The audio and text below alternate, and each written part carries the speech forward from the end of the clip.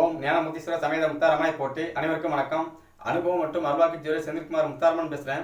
இந்த பதிவில் 12 ராசியில் பிறந்த அன்பர்களுக்கு உங்களுடைய லக்னாதிபதி என்று சொல்லக்கூடிய அந்த கிரகம் 12 ராசியில் எந்த ராசியில் இருந்தால் நம்ம தெய்வத்தை எப்படி வணங்கினா நம்மளுக்கு அந்த லக்னாதிபதினு சொல்லக்கூடிய கிரகம் வலுவாகும். நம்மளுக்கு லக்கணம் சம்பந்தப்பட்ட விஷயம் வலுவாகும்போது மட்டும்தான் நம்ம இந்த பூமியில் இறைவனும் இந்த பஞ்சபூதங்களும் இந்த நவக்கிரகங்கள் நம்மளுக்கு கொடுக்குற விஷயத்தை நம்ம வாங்கி வைக்க முடியும். ஏன்னா ஒருத்தர் ஒரு பொருள் கொடுக்க வர்றாருன்னா வாங்கும்போது நம்மளுக்கு பலம் இருக்கணும்ல. இப்போ 50 கிலோ அரிசியை கொண்டு ஒரு ஆளுக்கு கையில் தூக்கி பொத்துன்னு போடுறாரு அப்படின்னாச்சுன்னா அதை பிடிக்கிறதுக்கு நம்ம கையில் வலு இருக்க வேண்டும்.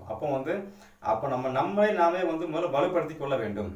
அதை இறை வழிபாடு மூலம் எப்படி வழிபடுத்தலாம் அப்படிங்கிறத தெளிவாக சொல்கிறேன். சரிங்களா? நண்பர்கள் வீடியோ முழுமையாக பாருங்கள், ஸ்கிப் பண்ணாமல் பாருங்கள். தொடர்ச்சியாக வீடியோ பார்த்துட்டே இருங்க. நிறைய நண்பர்கள் வீடியோவை சப்ஸ்கிரைப் பண்ணி பார்க்குறீங்க, நிறைய நண்பர்கள் சப்ஸ்கிரைப் பண்ணாமல் பார்க்குறீங்க. எப்படி பார்த்தாலும் சந்தோஷம். நீங்கள் பார்த்தது எனக்கு மிகப்பெரிய சந்தோஷம். நீங்கள் எப்படி பார்க்குறீங்களோ உங்கள் விருப்பம் போல் பாருங்கள், அதில் எனக்கு எந்த வருத்தமும் கிடையாது. சரிங்களா? சரி, தொடர்ச்சியாக பார்த்துக்கிட்டே இருங்க, அது போதும் எனக்கு. அப்போது இந்த லக்னாதிபதினு சொல்லக்கூடிய இந்த கிரகத்தை நம்ம எப்படி வலுப்படுத்த முடியும்? எல்லாருமே 12 ராசியில் பிறந்திருப்போம். சில பேருக்கு ராசி லக்கணம் ஒன்றா வரும், சில பேருக்கு ராசி வேறு லக்கணம் வேறு வரும். இதில் லக்கணத்தை மட்டுமே கணக்கு எடுத்துக்கோங்க.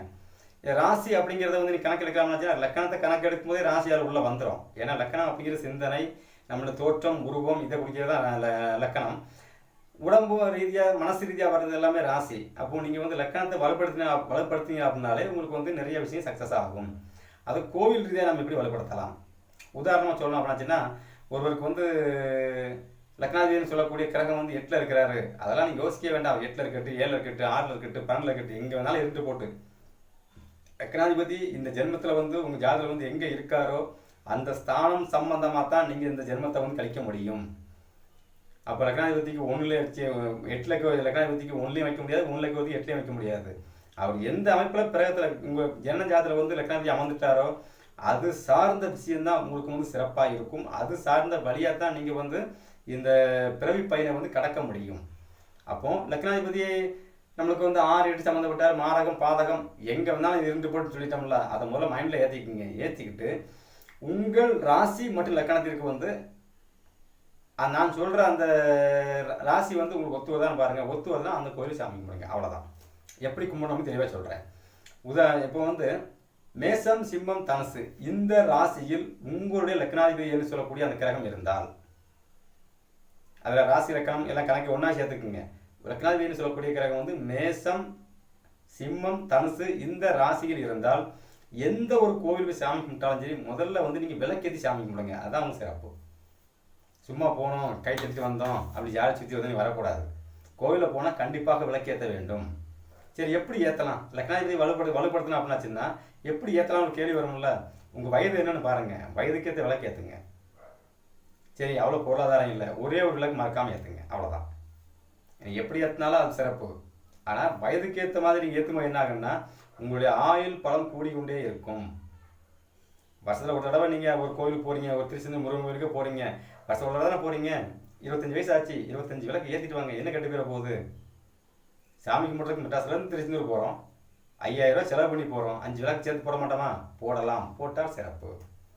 சரிங்களா? சரி, மேசம், சிம்மம், தனுசில் இருக்கிறவங்க எந்தெந்த கோவில் விளக்கு போடலாம்? மேச ராசியில் இருக்கிறார் அப்படின்னாச்சுன்னா மலை மேல் இருக்க முருகன் கோவிலுக்கு விளக்கு போடுங்க, அல்லது மலை மேல் இருக்கிற காவல் தெய்வம் விளக்கு போடலாம். சிம்ம ராசியில் இருக்கிறார் அப்படின்னாச்சுன்னா திருவண்ணாமலை சிவன் கோவில் அல்லது சிவ ஆலயங்களுக்கு விளக்கு போடலாம். சரிங்களா? அடுத்து தனுசு ராசியில் இருக்கிறார் அப்படின்னாச்சுன்னா உள்ளூரில் இருக்கிற அம்மன் கோவில், அம்மன் காளியம்மன் கோவில், மாரியம்மன் கோவில் எந்த கோவிலாக இருந்தாலும் சரி, அல்லது ஜீவசமாதி வழிபாடு செய்ய போனாலும் சரி, அந்த மாதிரி இடங்களில் நீங்கள் விளக்கு போட்டு வழிபாடு செய்யும் போது உங்களுடைய லக்னாதிபதினு சொல்லக்கூடிய கிரகம் வலுவாக மாறத் தொடங்கும். சரிங்களா? இது ஒரு பாயிண்ட். அடுத்து ரிஷபம், கன்னி, மகரம் என்று சொல்லக்கூடிய ரிஷபம், கன்னி, மகரம் என்று சொல்லக்கூடிய நில ராசியில் உங்களுடைய லக்னாதிபதினு சொல்லக்கூடிய கிரகம் இருந்தால் நம்ம என்ன பண்ணலாம்? நில ராசி. அப்போ நீங்கள்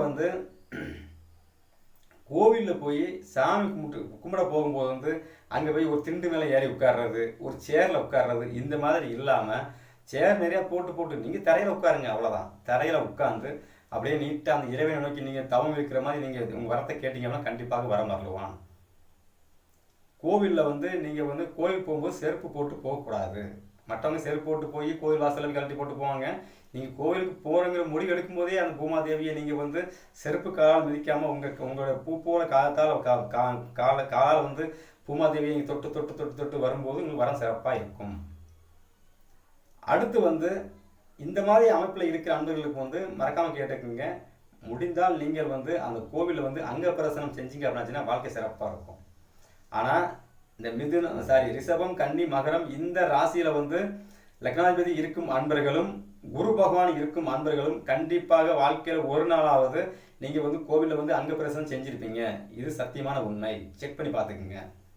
இதில் இன்னொரு விஷயம் சொல்ல மறந்துட்டேன். லக்னாதிபதி இந்த ராசியில் இருந்தாலும் சரி, உங்கள் ஜாதகத்தில் இருக்கிற குரு பகவான் இந்த ராசியில் இருந்தாலும் சரி, இந்த பலன் சரியாக வரும். ஏன்னா குரு அப்படிங்கிற ஜீவன் காரகன், உயிர் காரகன். குரு தான் வந்து உயிர், நம்மளோட ஜீவன், உயிர் காத்துக்கு அவர் தான் அதிபதி, வாயு கிரகம்ல. அப்போ குரு பகவான் வந்து மேசம், சிம்மம், தனுசு இந்த ராசியில் இருந்தாலும் சரி, ரிஷபம், கன்னி, மகரம் இந்த ராசியில் இருந்தாலும் சரி, கடகம், சிம்மம், கடகம், விருச்சகம், மீனம் இந்த ராசியில் இருந்தாலும் சரி, இந்த அமைப்பு சரியா பொருந்தும். சரியா நீங்க செய்யணும். சரிங்களா? இது லக்னாதிபதி நம்ம குரு இல்லையே, நம்ம ஏன் அப்படி செய்ய யோசிக்க வேண்டாம். குரு இருக்காரா, சம்மந்தப்பட்டாரா, நீங்க வேலை முடிஞ்சு போச்சு, நீங்க செஞ்சுக்கிட்டே இருக்கலாம். லக்னாதிபதி வேற கிரகமாக வர்றாரு, குரு வேற கிரகமாக வர்றாரு. ரெண்டுக்கும் ஒப்பிட்டு பாருங்க, எந்த கிரகம் அதில் உட்காந்துக்குன்னு பாருங்க. குரு உட்காந்துக்கிறா செஞ்சுக்கிட்டே இருக்கலாம், இல்லை லக்னாதிபதி உட்காந்துக்கிறா செய்யலாம், தப்பே கிடையாது, சிறப்பாக இருக்கும். அப்போ நீங்கள் வந்து அடிக்கடி வந்து வீட்டில் வந்து விரதம் இருக்கிற காலங்களில் வந்து மண் சோறு சாப்பிடுங்க, ரொம்ப சிறப்பாக இருக்கும். மண் சோறு சாப்பிடுவது, நீங்கள் வந்து கோவிலில் வந்து அங்க பிரசனம் செய்வது, இது எல்லாமே உங்களுக்கு வந்து யோகத்தை கொடுத்து கொண்டே இருக்கும். அப்போ நில ராசி சம்பந்தப்பட்டு லக்னாதிபதி சம்பந்தப்பட்டவங்களும் உங்கள் ஜாதகத்தில் குரு பகவான் வந்து அந்த இடத்துல இருக்கிறவங்க மட்டும்தான் அதிகமாக மண் சோறு சாப்பிட்டு விரதம் இருப்பீங்க. செக் பண்ணி பார்த்துக்குங்க. சரிங்களா? செக் பண்ணி பாருங்க, கரெக்டாக இருக்கும். அடுத்து வந்து பார்த்தீங்க அப்படின்னா மிதுனம், துலாம், கும்பம் இந்த ராசியில் வந்து குரு பகவான் இருந்தாலும் சரி, உங்களுடைய லக்னாதிபதி இருந்தாலும் சரி, இது வந்து காத்து ராசி. அப்போ எந்த ஒரு கோவிலில் போய் நீங்கள் சாமி கும்பிட்டாலும் சரி, முதல்ல காற்றோட்டம் இருக்கான்னு பாருங்க. காற்றோட்டம் இல்லைன்னா காற்றோட்டம் நீங்கள் உருவாக்குங்க. எப்படி உருவாக்குறது? கோவில் வந்து ஃபேன் வாங்கி போடுங்க, வேலை முடிஞ்சது. ஒரு கோவிலில் வந்து எத்தனை மண்டபம் இருக்குன்னு பாருங்க, மண்டபத்தில் வந்து எத்தனை ஃபேன் வாங்கி போடுங்க, அத்தனை ஃபேன் வாங்கி போடுங்க. இல்லைன்னா ஒரு ஃபேனாவது வாங்கி போடுங்க. கண்டிப்பாக உங்கள் ராசி லக்கணம் எல்லாம் வலுவாகி கொண்டே இருக்கும். உங்களுக்கு வந்து சிறப்பான பலன் கிடைச்சி கொண்டே இருக்கும். குரு பகவான் அந்த இடத்துல இருந்தாலும் நீங்கள் இந்த விஷயம் செய்யலாம்.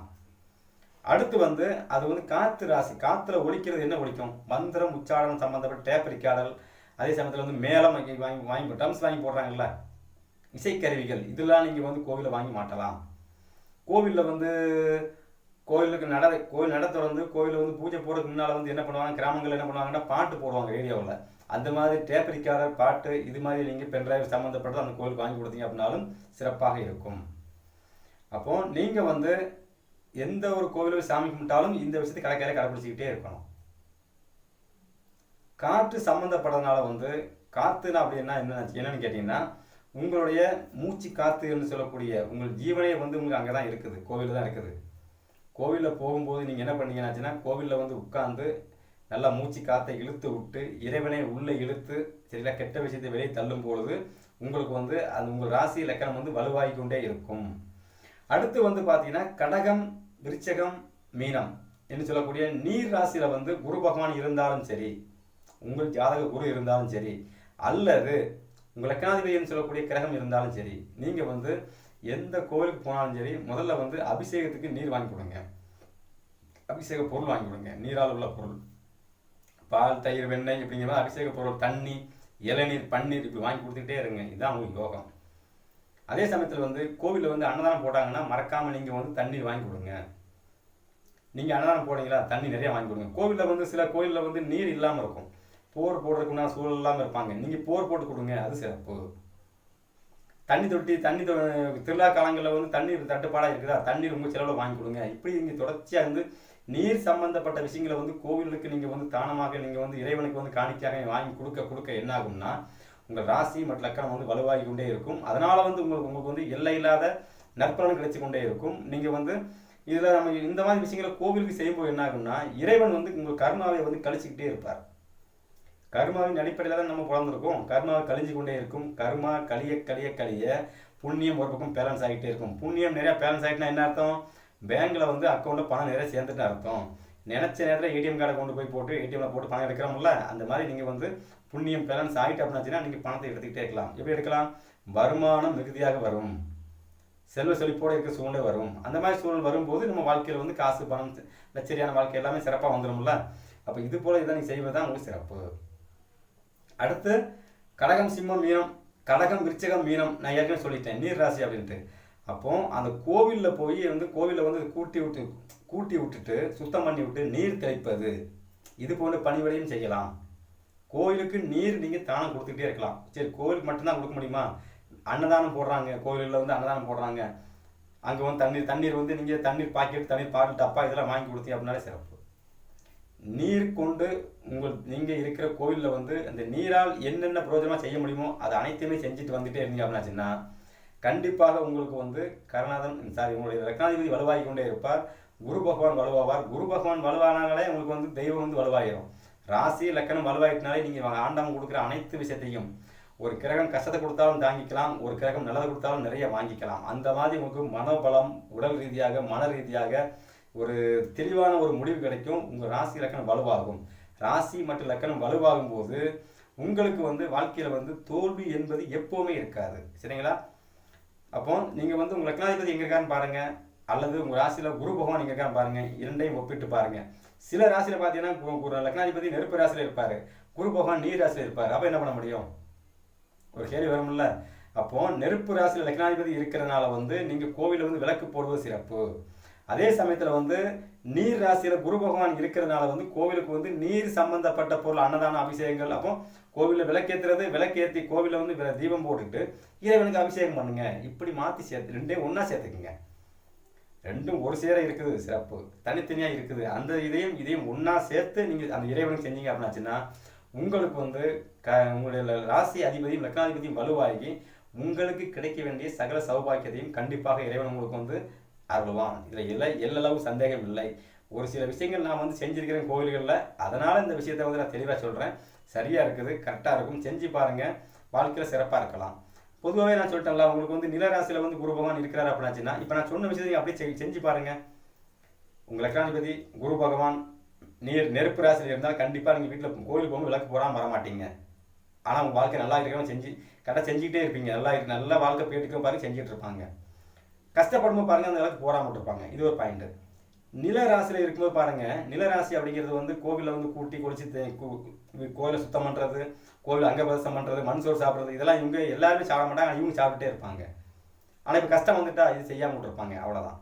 அதே நீர் ராசி கணக்கு பண்ணி பாருங்கள், கோவிலுக்கு போனால் கோவிலில் நீர் தானம் கொடுக்குறது, அபிஷேகம் பார்க்குறது, அபிஷேகம் தீர்த்தம் பார்க்குறது, அபிஷேக தீர்த்தம் வாங்கிட்டு வர்றது, இது எல்லாமே அவங்க செஞ்சுருப்பாங்க, முதல்ல நல்லா இருந்திருப்பாங்க. ஆனால் இப்போ கஷ்டப்படுறீங்க அப்படின்னாச்சுன்னா அதை செய்யாமல் விட்டுருப்பீங்க, அவ்வளோதான் வித்தியாசம். சரி, அது வந்து அடுத்து வந்து பார்த்தீங்க அப்படின்னாச்சுன்னா காற்று ராசி சொல்கிறோம்ல, காற்று ராசி உங்களை அறியாமலே வந்து நீங்கள் கோவிலில் வந்து ஃபேன் வாங்கி போட்டிருப்பீங்க. கோவிலுக்கு உண்டான காற்று சம்மந்தப்பட்ட விஷயத்தை நீங்கள் ஏற்படுத்தி கொடுத்துருப்பீங்க. மந்திரம் உச்சாரம் சம்மந்தப்பட்ட விஷயம் செஞ்சு கொடுத்துருப்பீங்க. எனக்கு வந்து குரு பகவான் வந்து காற்று ராசியை பார்க்குறாரு. நான் கோவிலுக்கு வந்து இசைக்கறி வாங்கி கொடுத்துருக்கிறேன், பூஜை போடும்போது பூரா மேலக்கறி வாங்கி கொடுத்துருக்கிறேன். குரு பகவான் பார்த்ததுக்கே அதை நான் வாங்கி கொடுத்துருக்கிறேன். எனக்கு அந்த அமைப்பு இருக்குது. குரு பகவான் வந்து எனக்கு 2ஆம் இடத்துல ஆட்சி பலமாகி கோவில் சார்ந்து பார்க்குறாரு. நான் கோவிலே 2 கோவில் கட்டி கொடுத்துருக்கிறேன். புரியுதுங்களா? இப்படி நான் ஒவ்வொரு விஷயத்தையும் செஞ்ச விஷயத்தை தான் நான் உங்களுக்கு வந்து செய்யும்போது எப்படி இருந்துச்சு, நல்லா இருந்துச்சு. இடையில கஷ்டப்பட்டோம், காரணம் என்ன, நம்ம இதெல்லாம் விட்டுட்டோம், அப்போ கஷ்டப்படுறோம், அப்போ வந்து தொடரணும், அவ்வளோதான். இதை வந்து நம்ம வந்து தொடர்ச்சியாக ஒவ்வொரு விஷயத்தையும் நம்ம வந்து நம்மளை அறியாமலே வந்து நம்ம செஞ்சுக்கிட்டு இருப்போம். விட்ட விஷயத்தை வந்து நமக்கு ஞாபகப்படுத்துகிறேன், அவ்வளோதானே தவிர இது வந்து நீங்கள் யோசிச்சு பாருங்கள். நான் சொன்ன அமைப்பில் உங்கள் குரு பகவானும் லக்னாதிபதி இருந்தால் அந்தந்த விஷயத்தை அந்தந்த காலகட்டத்தில் நீங்கள் செஞ்சுருப்பீங்க, அன்றைக்கி நல்லா இருந்திருப்பீங்க, விட்டுருப்பீங்க, கஷ்டப்பட்டிருப்பீங்க. இவ்வளோதான் பாயிண்ட். சரியா? சரி, இது போல் ஜோதிடம் சம்பந்தப்பட்ட பரிகாரம், ராசி பரிகாரம், நட்சத்திர பரிகாரம் எல்லாமே என்னோட சேனலில் போட்டிருக்கேன். நண்பர்கள் பார்த்து பயன்பெறுங்கள். எல்லோருக்கும் என் தாய் முத்தாரம்மன் பரிபூர்ணமாக கிடைக்கட்டும். நன்றி, வணக்கம்.